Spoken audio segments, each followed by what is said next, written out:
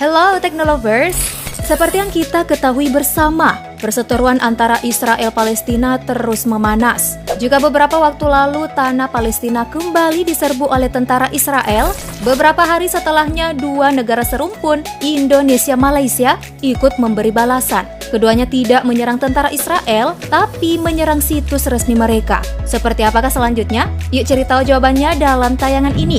Hacker Indonesia dan Malaysia serang situs Israel. Namun sebelum lanjut, jangan pernah absen menekan tombol subscribe dan aktifkan lonceng notifikasimu untuk terus mendapatkan info terbaru dari teknologi populer. Insiden kelam di negeri Palestina baru-baru ini menyita banyak perhatian negara di seluruh dunia. Tak sedikit telah mengecam Israel atas aksi mereka. Bahkan, beberapa negara di Timur Tengah pun angkat suara untuk memberi perlawanan terhadap tentara Israel, termasuk Indonesia bersama Malaysia, yang juga ikut menyuarakan pembelaan terhadap warga Palestina. Namun, kedua negara ini tidak menyerang di darat, melainkan dengan jaringan teknologi. Iya, hacker Indonesia dan Malaysia menyerang situs-situs milik Israel. Para hacker meretas ratusan nomor WhatsApp, situs hingga CCTV.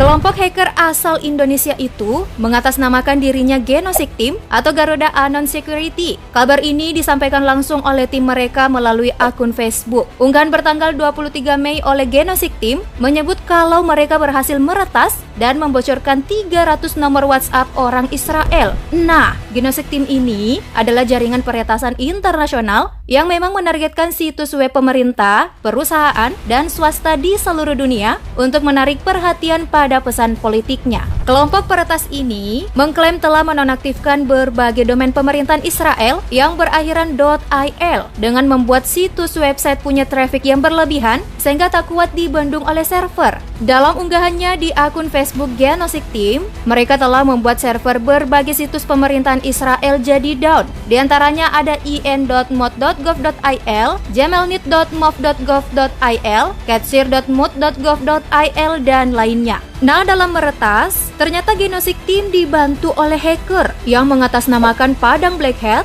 dan Dragon Force Malaysia.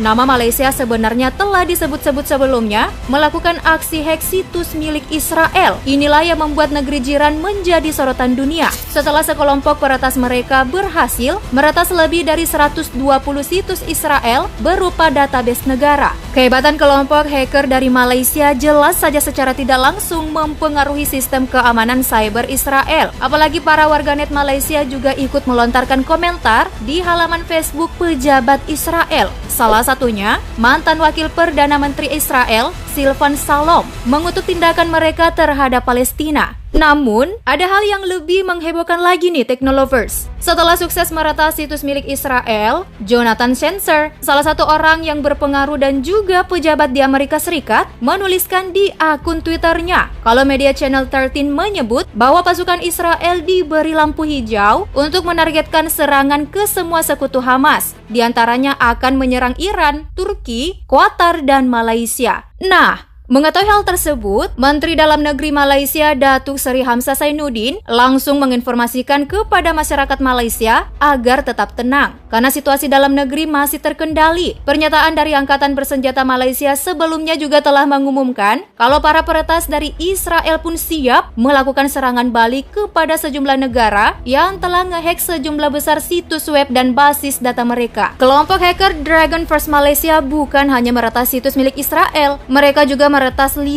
CCTV di Israel, seperti CCTV yang terpasang di lingkungan tempat tinggal masyarakatnya dan lembaga pemerintah Israel. Dalam unggahannya itu tampak foto-foto warga Israel saat berada di rumah mereka. Mengutip World of Buzz via CNN Indonesia, kelompok itu melakukan peretasan di bawah Ops Bedil, yang jika diartikan serupa dengan operasi senapan yang diasumsikan berkaitan dengan konflik Israel dan Palestina yang terjadi belakangan ini. Banyak pengguna media sosial di Malaysia mengatakan bahwa Israel telah menyatakan berperang dengan negara mereka. Hal ini juga dispekulasikan terkait serangan hacker Malaysia dan Indonesia yang menyerang pusat data dan akun media sosial Israel. Wah, makin genting nih masalahnya. Jangan sampai deh perseteruannya makin melebar ke negara-negara lain. Soalnya bisa banget memicu perang dunia selanjutnya, iya kan?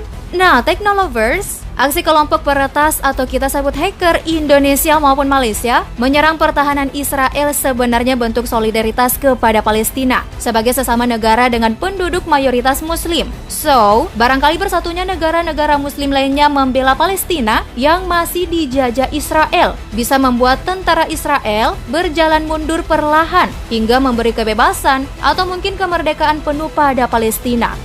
Gimana nih menurut kamu? Yuk ramaikan kolom komentar. Sekalian juga ya klik like dan share video ini. Thanks for watching.